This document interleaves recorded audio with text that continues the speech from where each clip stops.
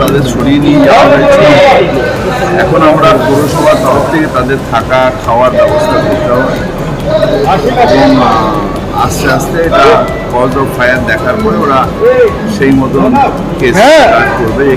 Cause of fire case আমরা প্রধানত এখন মানুষগুলোকে রাখা,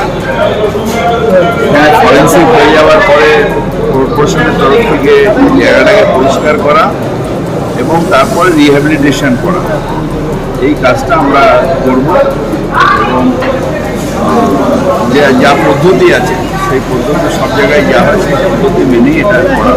আমাদের ভিডিও ভালো লাগলে লাইক এবং শেয়ার করুন। কমেন্ট সেকশনে গিয়ে জানান আপনাদের মতামত।